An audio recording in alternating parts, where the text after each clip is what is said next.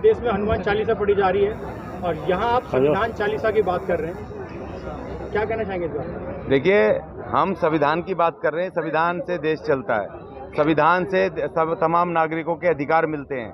संविधान से जिन वर्गों को कभी पढ़ने के अधिकार नहीं थे उनको शिक्षा पढ़ने की आज़ादी मिली और इस संविधान से रोजगार, तमाम चीज़ें मिली, सुरक्षा, न्याय, बराबरी, समानता, बंधुत्व, सब कुछ मिला। और इसीलिए इस संविधान की आज बात करनी है, चालीसा पढ़ना है पूरे देश में जाके। हम अपने लोगों के बीच में बता रहे हैं कि भैया ये तुम्हारे अधिकार हैं, ये अधिकार हैं, ये अधिकार हैं। और वो हनुमान चालीसा इसलिए कर रहे हैं कि 1950 से पहले वो जो स्थिति थी उसी स्थिति को लागू करना चाहते हैं। ना महिलाओं को अधिकार थे, ना छूतों को अधिकार थे, ना बैकवर्ड क्लास को अधिकार थे, ना किसी को अधिकार थे। तो हम वो इन अधिकारों को छीनना चाहते हैं, उन अधिकारों को लाना चाहते हैं। लेकिन उन्होंने दिखा दिया कि आप मंदिरों में जाओ, वहाँ पर पढ़ाई का, वहाँ पर जाकर के मंत्र पढ़ो, भूखे रहो, वहाँ पर दान करो, वहाँ पर सारी चीजें करो, आपके सारे कष्ट दूर होंगे। वो कहते हैं कि अगले जन्म में तुमने पाप किए थे इसलिए इस जन्म में तुम ये हो, और अगले जन्म में तुम अच्छे, इस बार हम पूजा पाठ करो, हनुमान चालीसा पढ़ो, अगले जन्म में तुम्हें राजा बन जाओगे अपने आप। और हमारा महान संविधान ये कहता है कि तुमने कोई कुकर्म नहीं करे, तुम जितनी योग्यता प्राप्त करोगे उस योग्यता के आधार पे तुम चाय बेचते बेचते भी प्रधानमंत्री बन सकते हो। ये हमारा संविधान कहता है। निजी क्षेत्र में आरक्षण लागू करो है, अभी भी है? कहाँ है बताओ? आप कह रहे हैं इसकी मांग कर रहे हैं? हाँ, तो नहीं निजी, देखिए संविधान के आर्टिकल 16(4) में संविधान SC ST को रिजर्वेशन का प्रावधान है, जो मूल अधिकार है, फंडामेंटल राइट है। ये बात समझने की है। उसमें ये नहीं लिखा है कि उनको कहाँ पर वो रिजर्वेशन होगा। वो इन्होंने आज तक 16(4) के हिसाब से इन्होंने रिजर्वेशन लागू करने के लिए कोई कानून नहीं बनाया। चाहे कांग्रेस की सरकार थी, चाहे ये सरकार है, ये तो खैर तोड़ने पे लगे हैं। वो मूल अधिकार का हिस्सा था और उल्टा इन्होंने क्या किया, कोई इन्होंने कानून तो बनाया नहीं। वो कानून बनाते तो हमारा सेना में भी, तीनों सेनाओं में भी रिजर्वेशन होता, हमारा न्यायपालिका में भी रिजर्वेशन होता, हमारा राज्यसभा में भी रिजर्वेशन होता और हमारा निजी क्षेत्र में भी रिजर्वेशन होता, अगर ये 16(4) के हिसाब से कानून बनाते। लेकिन इन्होंने बनाया नहीं। जो इन्होंने रिजर्वेशन लागू किया है, जो आर्टिकल 335 के आधार पे जो सरकारी संस्थानों में है केवल वहीं लागू कर दिया, और उसके लिए भी कोई मैकेनिज्म नहीं बनाया कि जितनी शेड्यूल जातियां हैं उन सभी जातियों को उसका बेनिफिट मिले। उसमें भी वो जो जिसको मिलता जा रहा है मिलते ही जा रहा है। तो हम ये कह रहे हैं कि भाई आप उसको 16(4) के हिसाब से कानून बनाओ और हमें पूरे देश में 22.5% हिस्सेदारी चाहिए। वो चाहे धन में हो, धरती में हो, शिक्षा में हो, चाहे वो सेनाओं में हो, चाहे राज्यसभा में हो, चाहे किसी में भी हो, हमें 22.5% इस देश की हिस्सेदारी चाहिए। ये हमारी लड़ाई है। देश के प्रधानमंत्री तो वो काम कर रहे हैं। बताओ कहाँ कर रहे हैं? हमें तो नहीं दिख रहा। वो तो हनुमान चालीसा पढ़ रहे हैं। हनुमान चालीसा तो हमें अगले जन्म में मिलेगा, लेकिन अगले जन्म में मुझे पता नहीं होगा कि इस जन्म में मैं अशोक अज्ञानी था और मैंने क्या किया है ना। वो तो अगले जन्म में देंगे। और हमारा संविधान बाबा साहब का कह रहा है कि इसी जन्म में मिलेगा।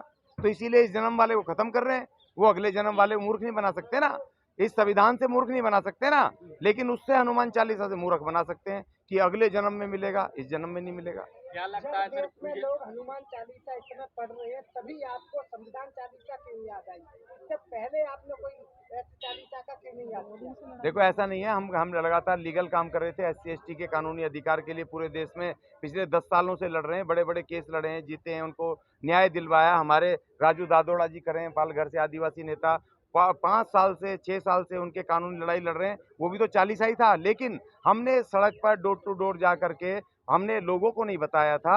अब हम उन लोगों को बता रहे हैं कि भाई तुम्हारा अधिकार ये है। इतना फर्क है। समाज में लड़ाई करवाना चाह रहे हैं, जैसे हिंदू मुस्लिम वो मस्जिद के सामने हनुमान चालीसा पढ़ेंगे, वो उसके सामने अजान पढ़ेंगे, तो आप भी चाहते हैं कि ऐसी भी जाके वहाँ पे संविधान चालीसा पढ़ेंगे? कहाँ जाके संविधान चालीसा तो पढ़ी जानी चाहिए। नहीं, कहाँ? हम तो यहाँ पढ़ रहे हैं जंतर मंतर पे। यहाँ कौन सा यहाँ देखो, हनुमान चालीसा भी पढ़ सकते हैं और हम भी पढ़ सकते हैं। यहाँ सबका अधिकार है। यहाँ पर से तय किया हुआ कि यहाँ पढ़ो, और हम अपने लोगों के घर में जा रहे हैं, हम दूसरों के नहीं जा रहे। हम दूसरों की मस्जिद में जाके नहीं पढ़ रहे, हम अपने SC ST के घर में जाके संविधान पढ़ेंगे। गलत कर दिया। संविधान को पढ़ने से विवाद हो सकता है क्या? संविधान को पढ़ने और संविधान को पढ़ने से क्या विवाद होगा, क्या झगड़ा होगा क्या? की समस्या को हल खोज दिया। आपका सवाल ही गलत है। संविधान तो सभी का है, वो किसी हिंदू प्रश्न ही गलत है। नहीं, प्रश्न गलत है उनका। संविधान को लेके कैसे हो जाएगा? कोई बात नहीं, वो जिससे पूछ रहे हैं वो अपना नहीं सर, वो गलत कर। अरे नहीं यार, आप मैं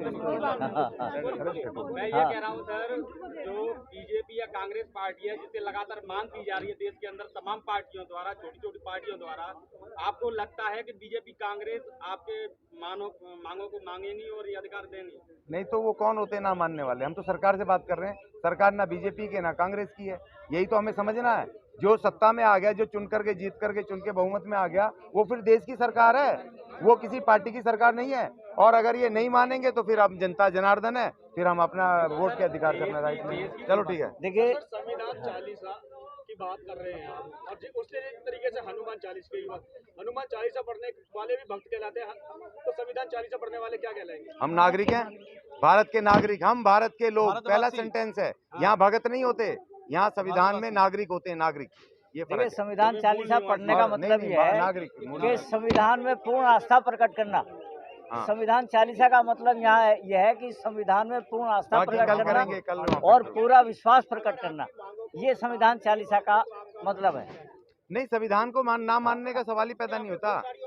नहीं, वो सब संवैधानिक है, सब कल चर्चा करेंगे, कल मीटिंग के बाद सब संवैधानिक है, कोई एक्शन नहीं है। जो संविधान में अनुच्छेदों में लिखा है वही हमने मांग की है, उसको लागू करने की, उससे अलग एक भी मांग नहीं है, ये भी आप समझ लो। ठीक है जी।